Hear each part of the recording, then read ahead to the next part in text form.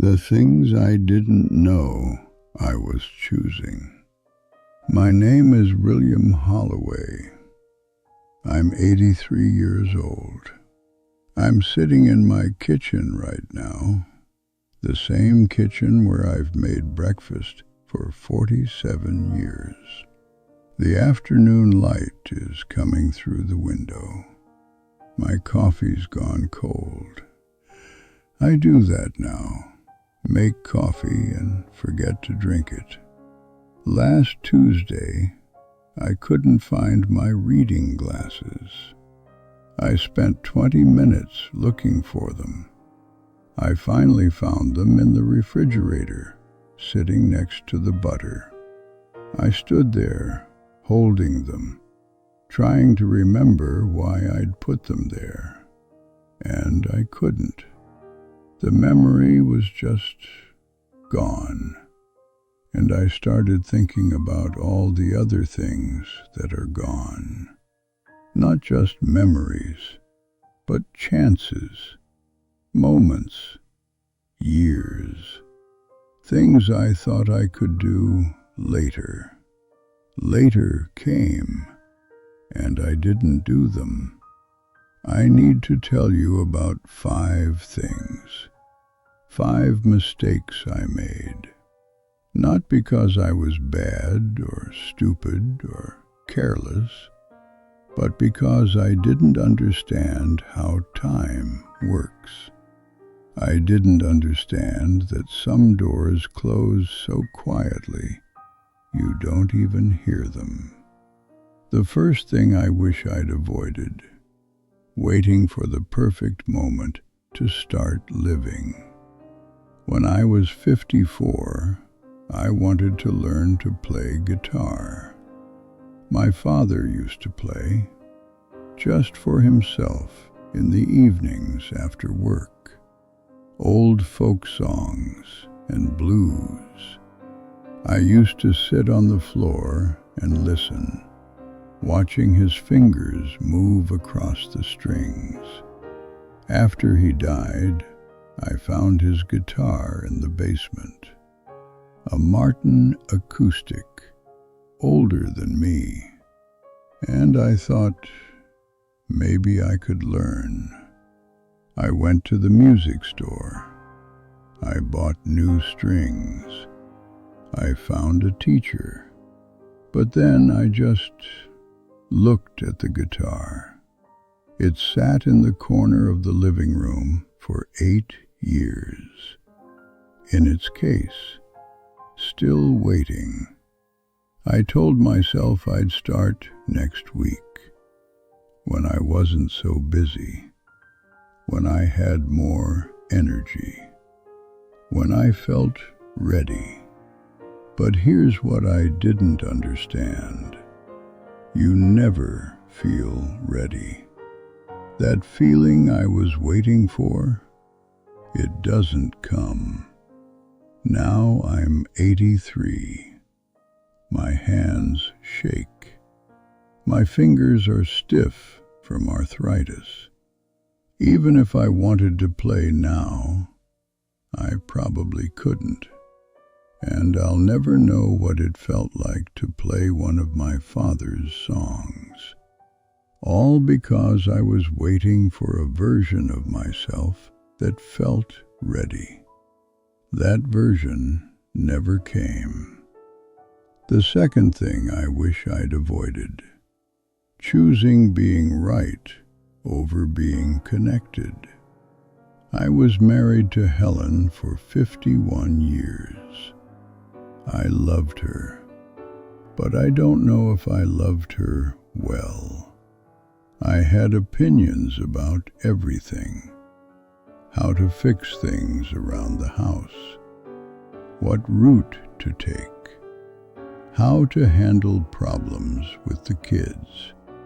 And when Helen did things differently, I corrected her. Not angrily, I just explained why my way made more sense. And she'd listen. She'd nod. She'd say, "You're probably right, Bill." After she died, I found a journal in her nightstand. One page said, "Sometimes I wish he would just let me do something my way. Just let me make a decision without explaining why his way is better. Just let me be myself without correcting it." I sat on the edge of our bed and cried, because she was right. I never let her just be. I thought I was helping, but what I was really doing was telling her every single day that the way she did things wasn't good enough, that she wasn't good enough. And now she's gone, and I can't tell her I'm sorry. I can't tell her I would give anything to have her do things her way. If I could go back, I wouldn't say a word. I'd let her do everything her way, because none of that mattered. What mattered was her, and I made her small, and I didn't even know I was doing it. The third thing I wish I'd avoided: mistaking routine for living.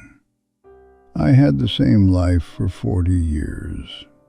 Wake up at 5:30, coffee, work, come home, dinner, watch the news, bed by 10. Weekends were yard work, church on Sunday, the same diner every Saturday morning. I always ordered eggs over easy with bacon. I thought routine meant stability, safety. But what it really meant was that I stopped trying. I stopped trying new things. I stopped going new places. I stopped reading books that might challenge me. I had a friend, Frank, who was always doing things, taking trips, learning new skills. He went to Alaska by himself when he was 72. I thought he was having some kind of crisis. But now I think maybe he was just living. I wasn't living. I was just repeating the same day over and over, until the days turned into years, and the years turned into decades. And now I'm here, 83. And when I think about my life, I can't tell one year from another. They all blur together. Nothing bad happened, but nothing good happened either. Frank died last year. At his funeral, his kids talked about all the things he'd done, the places he'd seen, the stories he told. What will my children say about me? That I kept the lawn neat, that the bills were always paid on time. I didn't do anything. I didn't go anywhere. I just stayed in my safe little routine until it was too late to step out of it. I wish I'd been braver. The fourth thing I wish I'd avoided: holding on to anger longer than I held on to love. My brother Tom and I didn't speak for 11 years. It started with an argument about our father. He was getting older, needed help. Tom thought I should do more. I thought he should do more. And then we just stopped talking. We'd see each other at family gatherings. We'd nod. We'd say hello. We'd be polite. But we didn't talk. Not really. I was waiting for him to make the first move. I think he was waiting for me, too. He died 4 years ago. Heart attack. He was 77. I went to the funeral. I sat in the back. And all I could think was, we wasted 11 years. 11 years we could have had together. 11 years of phone calls and fishing trips and conversations. Gone. Because I was too proud to pick up the phone. I don't even remember what the argument was about anymore. Something about who was doing more for Dad. Something small that we made big. I have a photo of us from when we were kids. We're fishing with Dad, holding up 2 small bass and grinning. We loved each other so much. And then we grew up and learned how to hold grudges instead. I wish I'd just called him, because now I can't. The 5th thing I wish I'd avoided: treating my body like it didn't matter. I spent my entire life working, providing for my family, putting in long hours at the plant, coming home and doing projects around the house. I was always tired, always. I didn't sleep enough. I didn't eat well. I didn't go to the doctor unless something was really wrong. I didn't rest. I thought taking time for myself was weak. I thought my needs could wait. And my body kept score. Now I have arthritis in both knees. My back is shot. I had a heart attack 3 years ago. I can't walk more than a block without getting winded. I take 7 pills every morning. I'm in pain most days. And I look back at all those years I spent ignoring my body, pushing through exhaustion, not sleeping, not resting. And I think, what was I trying to prove? I wasn't being strong. I was just destroying the person I was going to become. Because that exhausted man in his 50s, he became me.